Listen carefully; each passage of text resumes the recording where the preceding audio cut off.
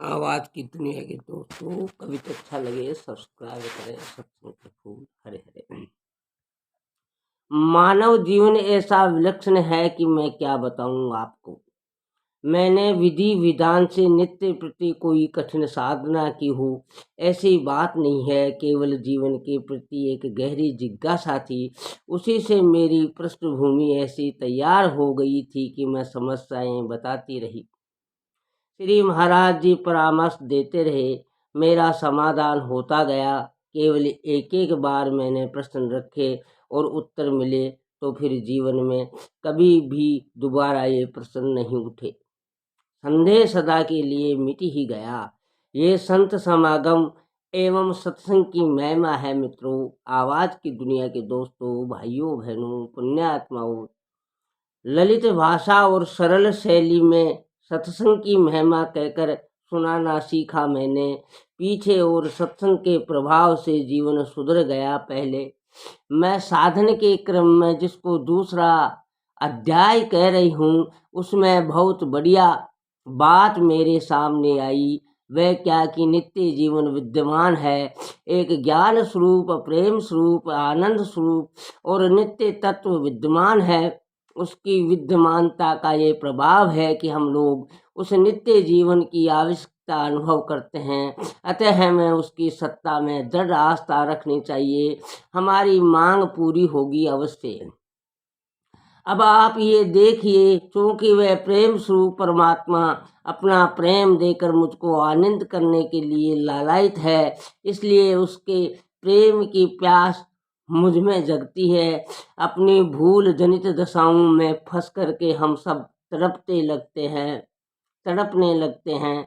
तो हम लोगों को उस दुख में से उबारने के लिए मंगलकारी अपना संदेश भेजते हैं। परिवादिगार हरे हरे याद दिलाते हैं, मौन निमंत्रण भेजते हैं, बहुत प्रकार के इंतजाम करते हैं। ऐसा होता है, नाशवान संसार की आसक्ति में क्षण भंगुर शरीर के नाश के भय से भयभीत होने वाला व्यक्ति, धन के चले जाने से उसके वियोग में पीड़ित होने वाला व्यक्ति, जिसने तन धन डिग्री और पद का झूठा अभिमान अपने में पाला था, वह व्यक्ति तन धन और पद के छूट जाने से पीड़ित हो गया, परेशान हो गया। इस प्रकार अपने ही भ्रम के कारण जो पीड़ित हो गया है, उस व्यक्ति को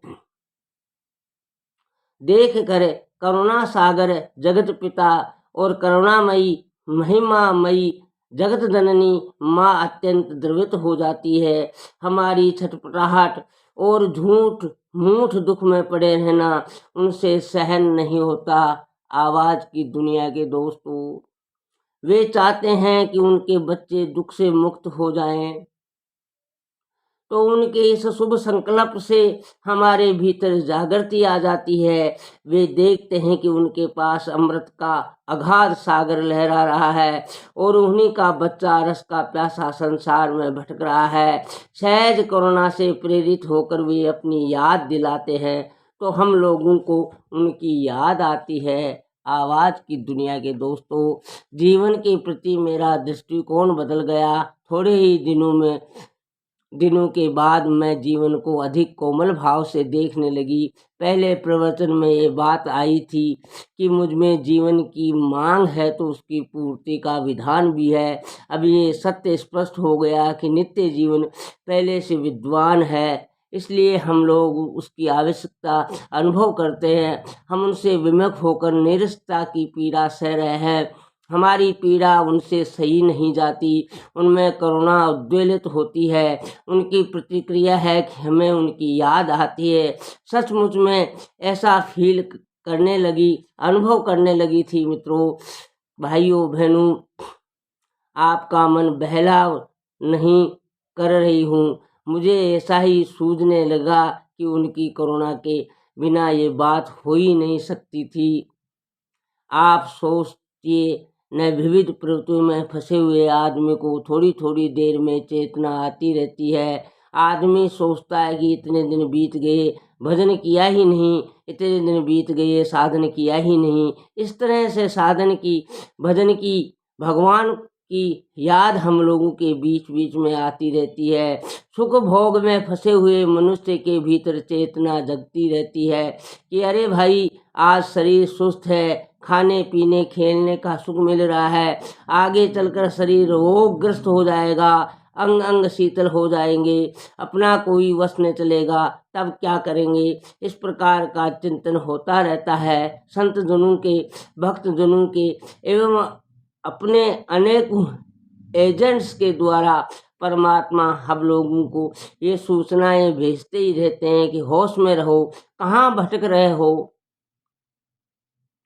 कहाँ फंसे हुए हो। अब मैं ऐसा कहती हूँ क्योंकि वे अनंत परमात्मा विद्यमान है और उनमें अनंत शक्ति, अनंत आनंद और प्रेम रस की अनंत मधुरता है, इसलिए वे अपनी सारी विभूतियों को लेकर हम सब लोगों के जीवन को उस रस से आप्लावित करना पसंद करते हैं। ये उनकी कृपालुता है जो हम लोगों को भवजाल में फंसी हुई दशा में भी सचेत करती रहती है। ये उनके प्रेम का प्रभाव है कि हमारे भीतर उन प्रेम स्वरूप परमात्मा से रस पाने का और उनको रस देने का एक भाव उदित होता रहता है। ऐसा जब से मेरे ध्यान में आया तब से जीवन के प्रति एक उत्साहपूर्ण मनोवृत्ति बन गई। आवाज की दुनिया के दोस्तों, संत की शरण में बैठकर जीवन की चर्चा सुनने के बाद और बहुत सोच विचार करके विश्वास पथ की साधना आरंभ करने के बाद मेरा सब पुराना दुख मिट गया। अब आप सोचिए, प्राय साधकों के भीतर भीतर परमात्मा से दूरी प्रतीत होने के कारण निराशा आती रहती है। वे भीतर ही भीतर सोचते हैं, क्या जाने परमात्मा कहाँ है, क्या जाने विकसित साधना से किस विधान से मिलते हैं, क्या जाने अपने को कब मिलेंगे कि नहीं मिलेंगे। इस तरह की निराशा की छाया घेरे रहती है। संध्या काल में मेरी भी ऐसी ही दशा थी। संत समागम के बाद वह निराशा की छाया भी मेरे सामने से सदा के लिए हट गई। आवाज की दुनिया के दोस्तों, जय श्री कृष्णा, राधे राधे। सब्सक्राइब करें, सब्सक्राइब फ्री है मित्रों, ये नितांत जरूरी है। आपकी महती कृपा होगी